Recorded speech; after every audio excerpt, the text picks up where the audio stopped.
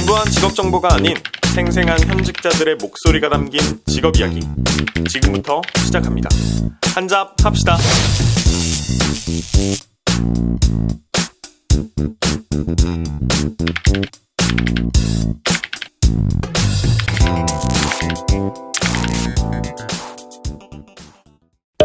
오늘은 잡튜 31번째죠, 저희가. 조금은 생소할 수도 있을 것 같은 직업이라 생각이 들어요.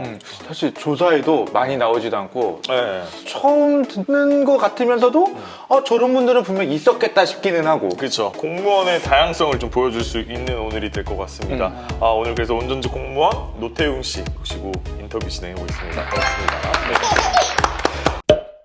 우선은 자기소개 간단하게 좀. 저는 지금 남양주시 소속에 있는 운전직 공무원 노태웅이라고 합니다. 지금 몇 년 차 정도 되셨죠? 지금 3년 차. 3년 차 정도 네. 되셨고요. 아까 오프닝에서도 말씀을 드렸지만 저희에게는 조금은 생소할 수 있는 직업이 운전직 공무원일 것 같은데 간단하게 운전직 공무원에 대해서 한 번만 설명 부탁드릴게요. 운전직 공무원은요, 같이 일하는 공무원들을 많이 도와주는 일을 하고 있어요. 교육을 간다든지 단체로 어디 행사를 간다든지 할 때 운행을 맡아서 해주고 있고, 시청이 아닌 읍면동에서 일하시는 분들은 제설이나 여름에는 수해, 산불 비상기간 때는 산불 대기까지 해서 거기서는 주로 1톤 차량으로 현장 업무 위주로 하고 있습니다. 관용차를 운영하시는 걸 전담해 주시는 직업이신 것 같아요. 차량 운전 관공서에서 하는 거는 모두 다 이제 그렇지. 운전직께서 제설 작업도 하시는 거구나. 5톤 이상 외주를 주고 1톤 차량으로 골목길 같은 데는 운전직이 하고 있습니다. 처음에 시작하기 위해서는 뭔가 공부를 하거나 준비를 하셔야 될 거 아니에요. 그리고 필수 자격으로는 그 운전면허증은 당연히 있으셔야 될 것 같긴 한데 대형 면허가 필수 조건이. 일종 대형. 네, 일종 대형 면허. 그럼 일종 대형이면 어디까지? 일단 버스류는 전부 다 몰 수 있다고 생각하시면 되고 트레일러나 화물차는 제외인데 그럼 필수 자격으로는 일단 운전직이시니까 일종 대형 면허는 필수. 그 외에 가산점을 이제 더 얻기 위해서 뭐 정비호철 기사나 워드나 이런 여러 가지를 추가적으로 좀 더 해두시면은. 근데 가산점은 필수니까 공무원 그죠? 준비하시면서 다들 준비는 하실 것 같아요. 그것 때문에 떨어지면 너무. 그럼 우리 채용 과정을 좀 들어봐야 될 것 같아요. 그 채용 공고는 네. 어디서 알게 돼요? 이제 공고 자체는 경기도청 홈페이지에 들어가면은 이제 시험 일정이 나오고요. 제가 실제로 원서 접수를 하기 위해서는 사이버 국가고시센터라고 또 사이트가 있거든요. 거기에 들어가 보시면은 자세하게 나와 있어요. 그럼 거기에서는 뭐 서울시 거든 뭐 부산 거든 다 올라와 있는 거예요? 그 원서 접수센터는 모든 지역이 보이고 경기도청에 들어가서 원서가 올라오는 거는 경기도 안에 시만 올라오는 곳. 지원을 하고 싶은 해당 지역에 대한 네. 사이트에서 공고가 올라오는 걸 보시고 네. 그리고 그거를 지원하는 사이트에서는 전국에 있는 걸 네. 어떻게 다 취합을 하니까 전체 다 보실 수 있고. 네. 그럼 그런 채용이 좀 자주 있는 편인가요? 1년에 한 번 있는데요. 서울시랑 이제 경기도 쪽 다른 날 시험을 봐요. 1년에 딱 한 번 각 지역마다 시험이 있는 이게 네. 일반 행정직 분들도 같은 시스템이에요. 네네, 맞아요. 일반 행정직 준비하듯이 대신 직렬만 다르게 지원을 하시는 그죠. 거니까 직렬만 따르게 해서 또 지원하는 거니까 시스템 자체는 같다고 보시면 돼요. 정보는 보면 그렇게 어렵지 않게 그렇죠. 얻을 수도 있겠다. 그러면은 이 운전직 공무원으로서 채용 과정은 보통 어떻게 이루어지게 되나요? 필기에 합격하면은 면접으로 넘어가는 시스템인데 필기에서는 과목이 자동차 구조 원리 및 도로교통법규 한 과목이랑요 사회 한 과목 이렇게 총 2과목을 보고 있는데 시자체마다 과목이 다를 경우가 있어가지고 한국사가 추가되는 지역이 있더라고요. 그거는 이제 본인이 어디 지원하시는지 확인해 보시고 과목을 정확하게 보시면 좋을 것 같아요. 공무원분들 국사가 항상 그죠? 보시길래 한국사 진짜. 기본 옵션일 줄 알았거든. 운전직이 공무원 중에서는 가장 쉽게 들어갈 수 있는 직렬이지 않을까 저는 개인적으로 생각을 하는 게 영어랑 한국사가 빠졌잖아요. 네. 그죠.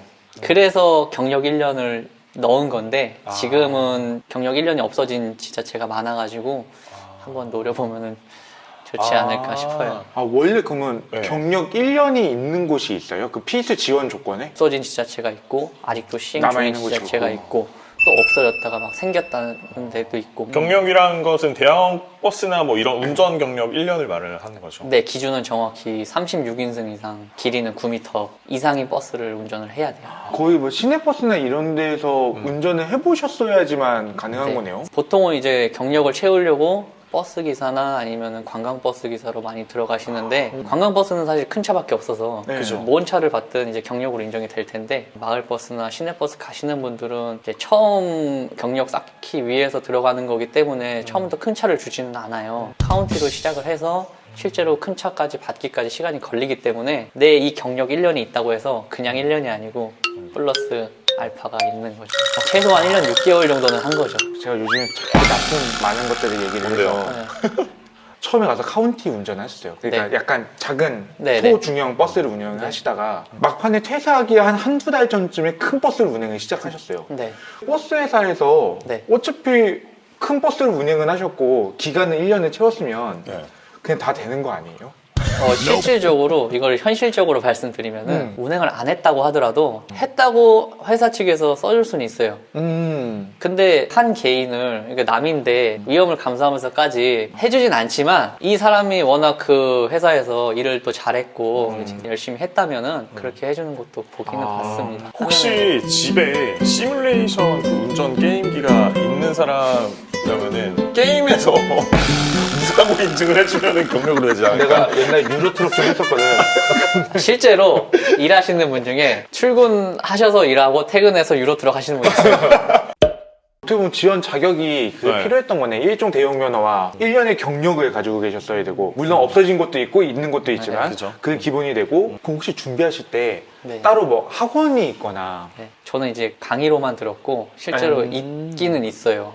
오퍼레이 강의 그 자체가. 운전직 전문을 하는 학원인 거죠. 네. 얼마나 준비하셨어요? 경력 제외하고 네. 공부만 공부만. 한 4개월 정도. 4개월 정도? 난이도가 그렇게 어려운 것도 아니고 과목도 적어서 보통 6개월 정도 하면은 되는 것 같아요. 그러면은 필기를 합격하고 나서 이후에 면접은 뭐 어떻게 해요?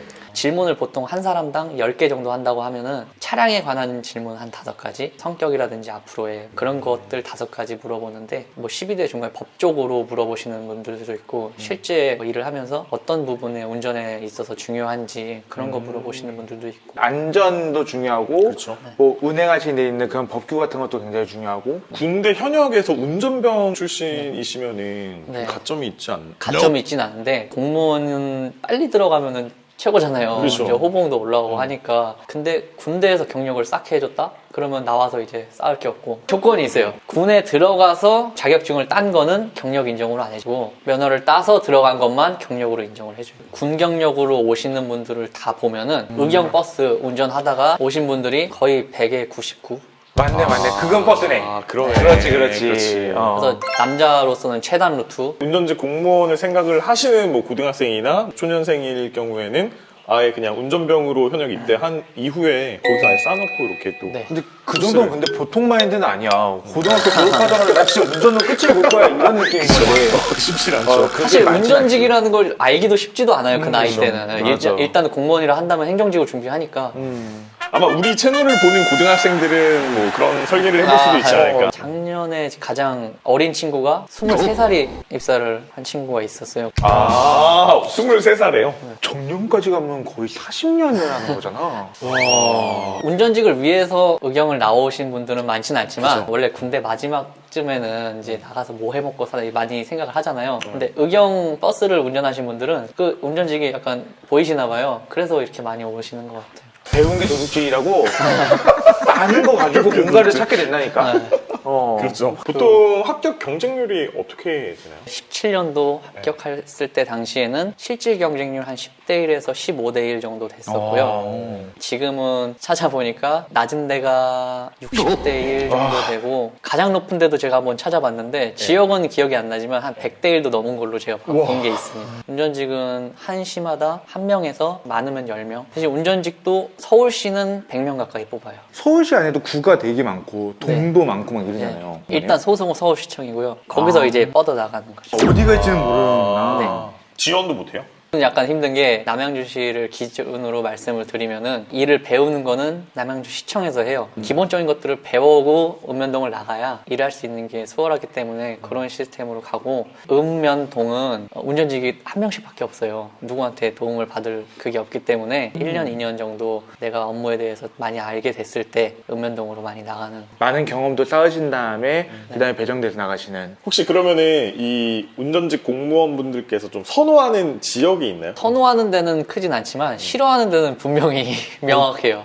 서울시는 많이 피하는 것 같더라고요. 저희 남양주시는 쓰레기나 청소 업무 같은 거를 모두 외주를 돌려서 운전직 공무원이 하진 않고 있는데 서울시는 그거를 운전직 공무원이 하다 보니까 미화원분들이랑 같이 새벽 일찍 아침부터 나가요. 출퇴근 시간이 정해져 있지 않고 사람 생활 패턴이 좀 바뀌는 것도 있고 환경미화원분들 중에서 저도. 따로 운전하시는 분을 네. 따로 뽑는 줄 알았어요. 환경미화원분들 중에서 운전하시는 분이 있는지 없는지는 사실 자세히 모르지만 서울시에서 근무하고 있는 친구가 있는데 그 친구는 이제 환경 쪽 업무를 하고 있고 그분이 운전직 공무원분이셨구나. 모든 분들이 운전한다고 운전직은 아니에요.